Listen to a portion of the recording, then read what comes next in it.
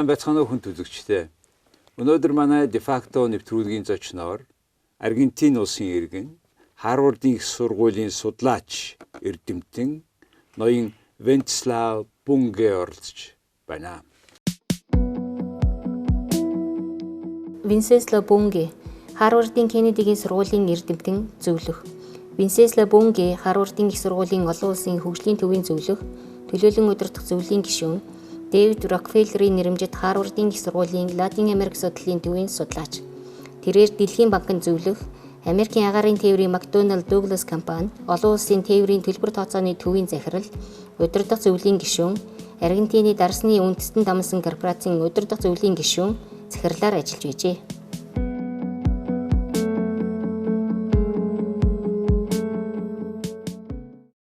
Hello, Wences. Hello, Jargal. It's really a very great pleasure to be with you. Thank you. I know that you are very well known here as a journalist, not only here, but just in Asia. Thank you. Please tell us about the visit this time. My visit, I would say, has two main themes, if you want to call it like that. I came just with a fellow who is a very experienced fellow in the meat business. He's 30 years experience, being so young because he started working in the meat business in a butchery with his father, but he was assaulted and he received 2 guns and 2 hits on his body in one arm, and he decided to leave the province of Buenos Ayres and just take the truck and a child that he had and went to some other province. And he became there just as a small business, and today is a very important meat business in Entre Rios, who is a province of Argentina. It's one of the 22 provinces of the country of Argentina. Well, let's go back to that meat of Argentina. What is the second purpose? Second purpose is about letting you know what it is about the Atlas of the economic complexity. And what does it mean and how important is that right now at the Harvard Kennedy School at Harvard University. Okay. Let's go a little bit about this economic complexity. You work in a department called Growth Lab. What is this about? Growth Lab is the lab to work on the Atlas economic complexity. And let me just explain it in 2 minutes what does it mean. Yes, please. The person who just founded it is Ricardo Hausmann, who was nominated to be a Nobel Prize in economics. And the economic complexity means just all the things that just going around whatever is the idea of doing so. It is, when you are talking about a gun, you have to talk about many other things around the gun. Who designed the gun? What kind of pen or pencil the person who invented used it? Where is the factory? The factory is a piece of land that is a public piece of land or is a private piece of land. Yes. They go by a road. Yes. The road is a dust road or is a pavement road. To whom belongs the road? Belongs, I would say, to the public. And who are the public? And the public are human beings. Then at the end, that complexity means that the capital has at least 3 sources. One source is just the cash, if you want to put it like that. Yes. But that is not only just one of the 3 of them. Yes. The second one that is very important is the human beings. Yes. And the human beings are capital in Yes. some way. And then the structure of the whole thing. You need a place where to put the factory. You need a road to go to the factory. Yes. You may take a train or a car. If you take a car, you have to know who drives the car. It is the owner of the car or it's just a driver. And the driver has a family, and the family go to school. And what kind of school? And that is all the derivatives of the whole thing. Then we have so many in economics so far factors like power of production, means of production. Exactly. Then you are putting it all together and also dividing into parts. Exactly. Why is that? What does it give you going in that way?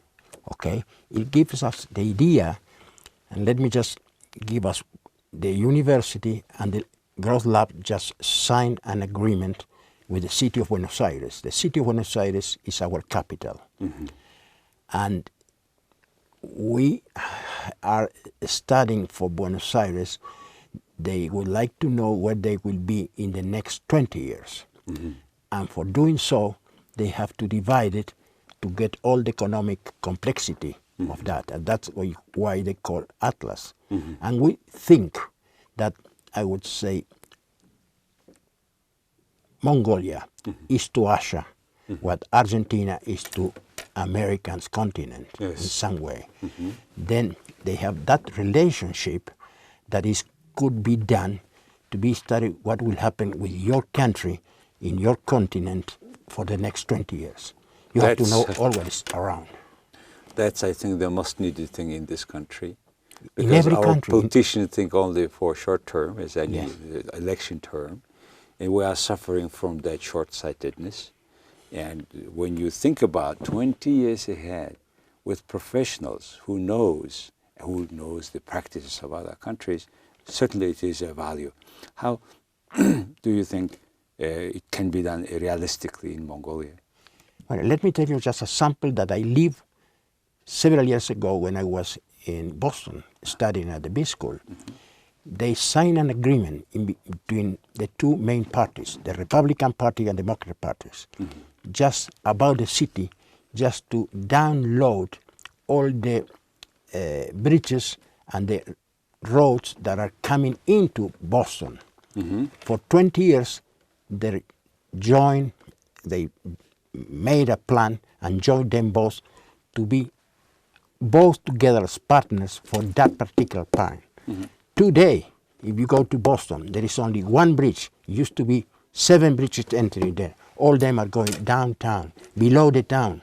And you have one that they couldn't just pull it back because it was iron and it was, I don't know about engineering. So there were 7 bridges that made the landscape not that attractive.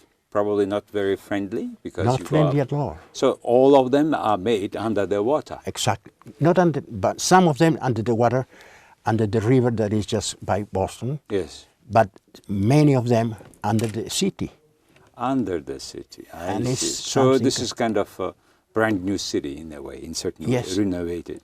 And 2 political parties have agreed. Whatever happens, whoever comes up, we agree, we do these things. Yes, because he was not talking about social problems. They were talking about just something about the town. And they agreed on the town. And I would say that politicians are just, whenever they are in power or are in the position, they have to work together for the better of the human beings. I hope our politicians listen to us. Let's go back to Buenos Aires. Okay. You have been a key person around the Falklands Islands. There was a war with the British, and you have been trying with your American colleagues to be an official people's kind of ambassador to solve the issues. What was that about? Okay, for instance, I discussed the issue, you know what is the Britain political way of doing business. They have a minister who is the minister of the country, first minister, and you have a minister on the shadow. I met the minister of the shadow that maybe after Brexit could be the minister on charge. Yes. And they have a whole cabinet as hidden cabinet, Yes, the British. shadow cabinet. Exactly, Yes. exactly. And they are sitting against the real cabinet and talking on 2 sides of benches. Exactly. Yeah. I talked to them, to many of them, and I talked to the one who is an ambassador, who is the New England consul from the UK about the project. And now I am in contact with the islanders, just talking about everything but sovereignty. We don't touch the theme of sovereignty because the politicians are looking forward for that and they fight for sovereignty. I think there is something more important than sovereignty, that is the human beings. And we are talking for the future of the islanders, the future of the UK people, and the future of Argentinian. Yes. And we found at least 7 bridges about culture, about art, about sports. For instance, some years ago, 2 years ago, a rugby team went and played against the islanders there. Oh, I see. How many total population is there now? There is 3,500 population plus 2,000 military men, and used to be 2 frigates. Now there is only 1 frigate and 2,000. And these 2,000 military people are of which country? From Britain. From Britain. But some of them now are running 2 restaurants in the city and on the Stanley Port, that is the capital. Well, better to do, because to have a war or to have a peace, it's another issue. Well, it is something, there are not a lot of young people. I understand. How many Argentinians are among these 3,500 people? 19. Used to be there. How many? 1,900? No, 19, 19. 19. There are 70 Chileans, and there are only 19 Argentine people. Argentine people. Now the Falkland belongs to whom? To Britain. To Britain. And there will not be any more war. Our project is not to discuss sovereignty at all. It's to discuss the future of the islanders, where there are a lot of retired people there from the United Kingdom, New Zealand, Australians, some Canadians, and of course UK's. It's a very, I think, good kind of model of situation where some kind of conflicts existing, but however it is a humanitarian issue and you touch it differently. Exactly. It's a different type. You don't know if, let's say, imagine 50 years from now, maybe you and I will be somewhere else. Yes. In another planet, even in heaven, or down there, I don't know. But then we may speak about the future of them all. And the future means human beings. And human beings of the 3 countries involved, the Britons, the Argentinians, and the islanders. You have been spending a lot of time in the US, studying from law school in Harvard, and then you go to and back from Argentina, and you are playing an important role in people's diplomacy in between 2 countries and 2 cities, I understand, Bueness Ayres with the Harvard, the project. However, Argentina is known for us as a very dynamic agriculture country where you had, once upon a time, a thriving meat export. Right. So what is the secret? Because the city has another services that are able to engage in the future. They are very good in cybernetics. They are very good in services in general. And from the growth lab, we are studying that. But when I said that the second purpose, or the first one, was talking along with Mongolia, was because you are in some way very similar to us as a country in terms of providing, I would say, meat for the people, not only meat, but just feeding the people. And we are both countries that are feeding our human beings. And I think that the center of the whole thing might be the human being. Let's go in this way. Argentina, how many total population? The population is 48 million. 48. It's second largest economy or third? It used to be, but now is not. It is just lower than that. And how many? In terms of size, it's the 7th largest. In Latin America? Yes. No, 7th largest on the world. In the world, yes. Size number 7. In terms of cattle, how many of them? Cows or this? Well, that's a real good issue, because now we are killing cows, and killing cows is in some way injuring the meat business, because cows are the mother of the cattle. Now we have around 50 million. But 50. 50. You have more cattle than people. Yes. 2 million more. Okay, and what percent of export of your country the meat has? It's very important. The whole agricultural business, meat and other ones, they are subsidizing all the industry. For instance, we are very large car industry, but they are subsidized. By whom? By the agricultural business, because we are paying for exporting. They tax the exporting of the agricultural business, mainly the soya. For the soya, we are paying almost 40%. And also for the meat, we are not paying anything, and we don't have today, I would say, an agreement between the two countries about just that process. You mean when you import soya to U.S., Yes. they tax you at 40%? Right. That is ridiculous. Yeah, they are defending more their own soya growers. Exactly. And when you bring export to U.S., U.S. importing your meat, no tax. No tax. Why is that? Because it's completely depending on the meat from Argentina, or?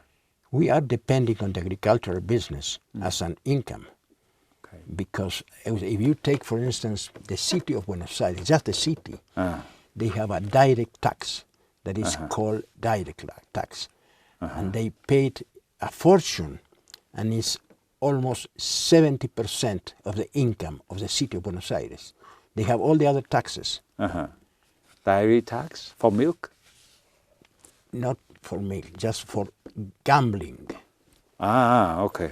Gambling tax. Gambling tax. And this is how many percent of the city budget? 65% of Wow. the income. It's something absolutely ridiculous. Ridiculous. How come? And they try not to talk about that because it's gambling and helping the people. For instance, you know that in America they have the Indians, and the Indians are treated as a separate country and a sovereign country. They live in a reservation. Exactly. But they don't are able to create neither money, nor gambling, and nor union side. Okay, unionized. They cannot do it. Other than that, they can. But nowadays they are, and they cannot use also the narcotics to work with. I have an argument, a very hard argument with them, because they are putting casinos and gambling. And I say, what is the difference between casinos and narcotraffic? They are both vices. One is going against the health of people, that is the narcotraffic, but the casino is going just to the soul of the people. Yes.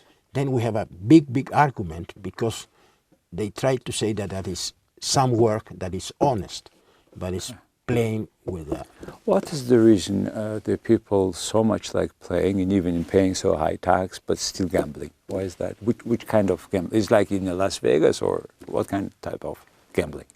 My impression that it's even worse, because it's working people, very poor people that just go. They start with 25 boxes. In a year they have 100 boxes, and today they have 3,000 boxes working 24 hours a day of 24 hours too. Then at 3 o'clock in the morning, you can see workers entering there just betting for something that the casino never. You never win casino. Yeah. And that is something awful, but it's so big, the income, that everybody, not everybody, I would say some of are in charge. Is Buenos Aires how many million people? There are only 2.5 million in the city, but they receive every day from the suburbs almost 5 million people that enter into the city, use the schools, the hospitals, etc., and don't pay for that. Because they go, the hospitals are free, but they use the people of the suburbs use those hospitals because in the countryside the hospitals are poorer and not so, I would say, technically able. So overloaded Buenos Exactly. Aires. Oh, yes. And the schools too. Then that, how does it connected with that growth lab contract with Harvard? What kind of change you're bringing to Buenos Aires? We told them to eliminate, I would say, that type of tax. Not the tax, eliminate the casinos. Casino itself. Exactly. They don't want to because Why it's they would not? Look at something so ridiculous because there are two casinos in Buenos Aires. One, they are on the river. And the people who are the authority is not, I would say, the people of the city. It's the people of the Navy who is in charge of the rivers. Then it's a different, I would say, Jurisdiction. Jurisdiction. And it's ridiculous. You have to go then cross a bridge and go and play in the casino just on the river. You know, once I was in Florida, and there was the same story. They said, you can go on ship, go to deep to the sea, Yes. and after a certain time, You may play. you can play. Exactly. But And it that happened. that's opened as soon as the whole casino room is opened, as soon as they cross that line. Atlantic City Yes. with Trump Yes. is exactly the same. So this is the way how you can manipulate the laws. Exactly. This in Hong Kong, at race horsing, you go when you win, no tax. Exactly. You go with the cash, so nobody knows who is winning and how is losing. Who is losing? This kind of gray economy where people get addicted to this kind of things. You suddenly can be rich or suddenly can be poor. Exactly. But if you go through the history and you go back to Philadelphia in the 1976, Washington had some people who were slaves. He had at that time almost 30 slaves, and they have some Indians too. And then he almost, and you know that General Lee was his father-in-law, and he was absolutely clean. But Washington was not clean because they had that, and then he almost didn't go to Philadelphia. Later on, he went, and today he's one of the symbols of America. But I would say his past, and Sanaser might know too. Today, the university has 12 houses. One is honoring President Adams. Now, because President Adams have had some slaves, they are trying just to erase the name of the Adams house because he used to be almost 240 years ago slaves. Many people from Dominican Republic and other places they were crossing they were walking and through Mexico and coming. They are now stopping in south border of Mexico. They are fighting against those. As a person from Latin America who also spent a lot of time with the prestigious university and being a people's ambassador, how do you see the solution of those problems? Obviously not just by force stopping the people moving. There should be another reason how to stop it. I think that we need paradigm. And there are no paradigms today. I would say in the modern times, I only have one paradigm that I met him when he was at the university, and that was Obama. He is, and he used to be a paradigm. I met him when he was just he was a manager of the law school Crimson magazine. He was 22 years old, and he's about the same and honest people. You have to believe in values, and that I would say the solution. Maybe we'll spend 100 more years, but if you don't have people managing the countries being honorable in their values, it is impossible to, I would say, lose this part of life. Because even now, with those populisms that you can see in Turkey, in Italy, in Spain, etc., now when you go to Istanbul for the first time, Erdogan lost the election. Yes. And in some ways a lesson. I'm not saying that I support the populism, not at all. But something is occurring about values.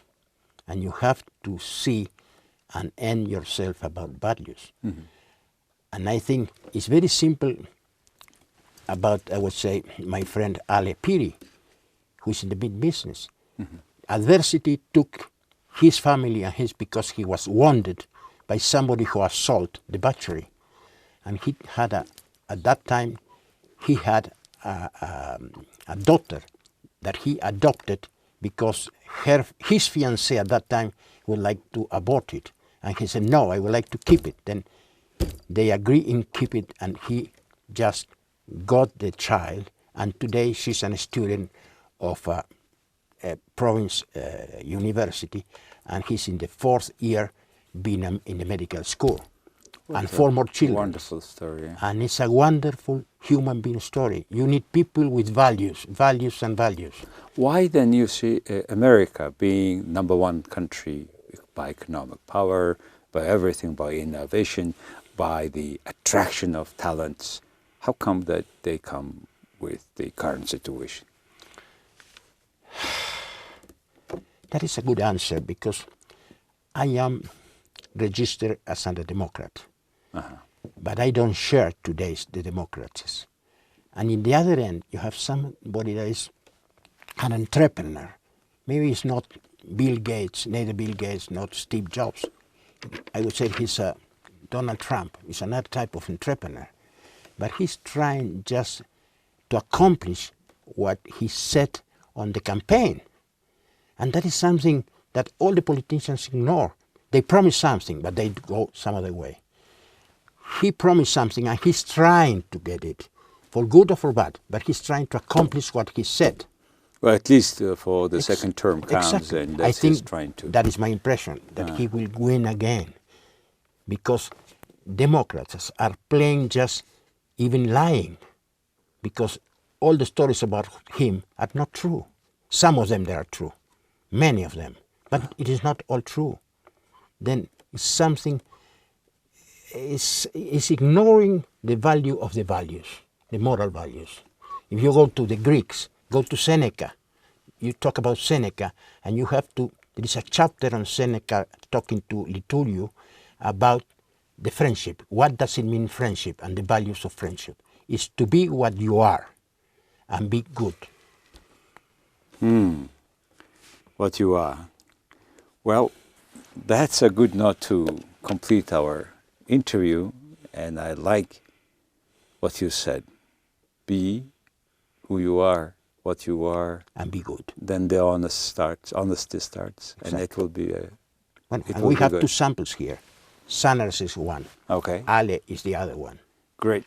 And I know that you are one of those 2. Thank you, sir. I am very delighted to have this interview with you, to learn from your background, from your hate, what you have seen, that honest opinion.